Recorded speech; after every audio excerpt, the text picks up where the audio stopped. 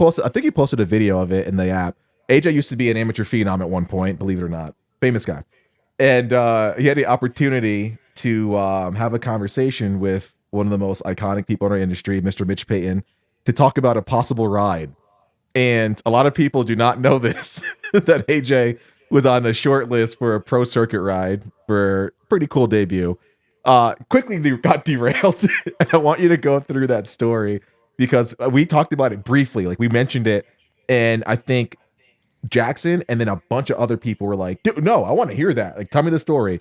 I never thought of it, but like talk about that happening, dude. Cause I remember when you first told me about it, I was like, oh my gosh, dude, that sounds so like how I expect it to go. So yes, right. Exactly. So, okay. There were two scenarios actually. So one was being on the short list for PC as a fill-in rider in Supercross. And they ended up going with Tyler Bowers, which in hindsight definitely made sense. He ended up winning Vegas that year.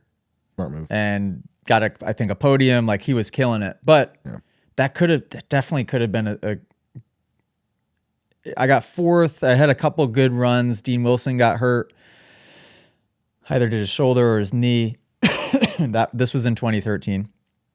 And there was like rumor, I feel like I heard from many credible sources that there was potential that I was going to be getting a phone call, and then they ended up going with Bowers. He was already Monster Energy for Arena Cross. That made a lot of sense. But the one that you're talking about, it had to have been 08 or 09.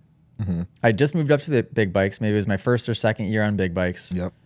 And I actually had a pretty darn strong year because the last maybe year I was on super minis. Yes, I was very fast on a super mini, but I maybe turned more into like a fourth or fifth place guy as opposed to somebody that was winning big titles. Big bikes, we almost got a title that year, first year in big bikes at Loretta's. I think you were second behind. Oh my gosh, Barsha in one of them, or maybe no, Barsha got third in the one I got second in. Who the heck? Travis Baker.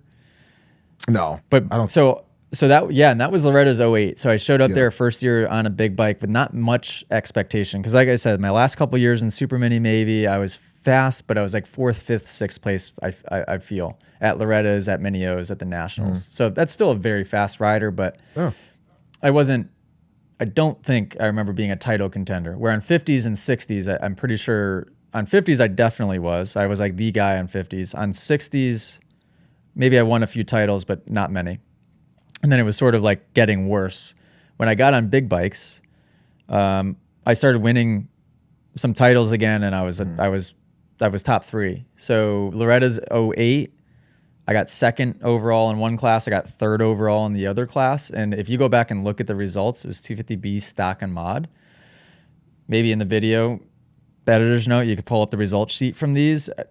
A lot of names that would look very familiar on there. Roxon was in my class. Tomac. Barsha was in my class. Dean Wilson was in my class. Anderson probably was in there. I mean, basically the top, Malcolm Stewart probably was in there. It was the top 10 to 15 of 450 main event, really. Yeah.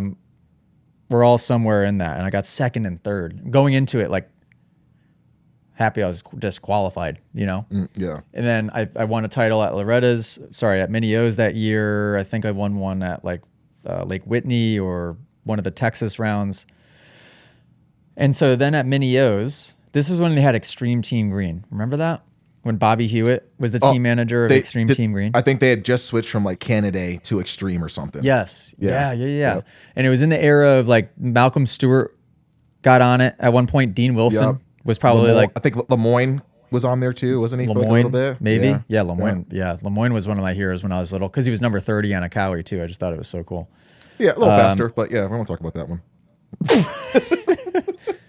And we had an interview. We got an interview at Mini O's where it had all but boiled down to, I think they had just hired Malcolm Stewart, and now it was going to be between, I could have the story a little wrong, but this is how I remember it.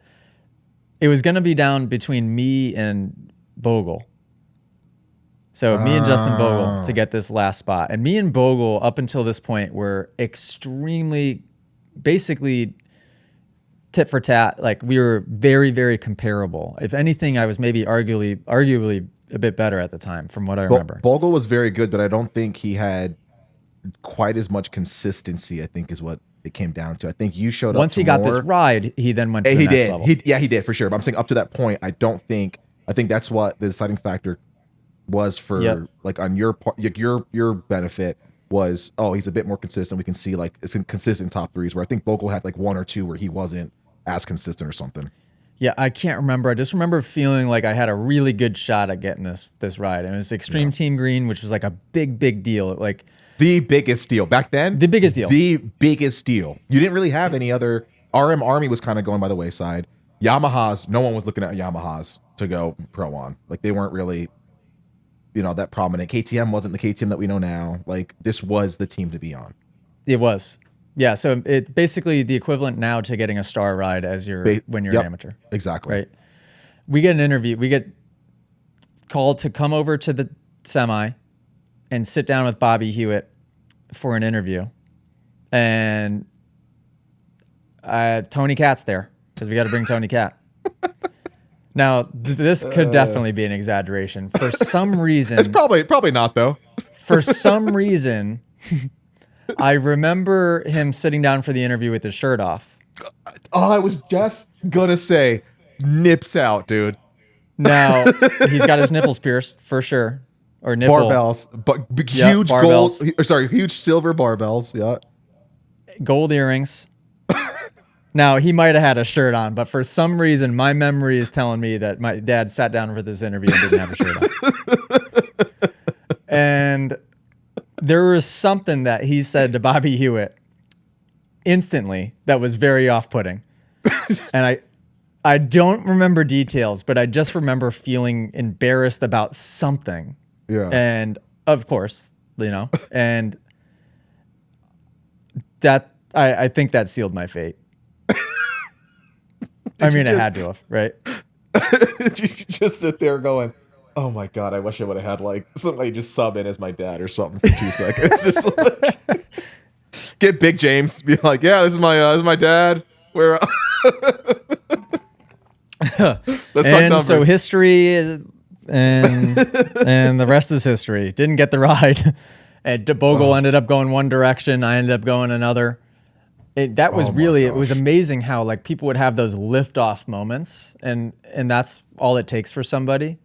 Because up until that point, like I said, from my memory, Bogle and I were very comparable. And then it was as soon as he got the Extreme Team Green ride, he went to the next level, and I didn't. That's insane. I wonder, we got to get Tony on that to ask him like if he remembers that scenario and just like see what he thinks he said. I guarantee you he thinks he was being like funny or polite, and it just came off as super off-putting. I can't even imagine. And I don't really remember. It was such a long time ago. Basically, that's just me making up a story. But I do know that happened, that we sat down for an interview, and clearly it didn't go anywhere. So, yeah, shout out. If you guys enjoyed this podcast clip and you want to listen to full episodes, you can do so on Spotify and Apple Music. If you want to send in your own video submission, you can join us in the Moto Academy family inside of the Moto Academy app by just going to themotoacademy.com. That's also where you can sign up for a class. Okay, guys, see you next episode.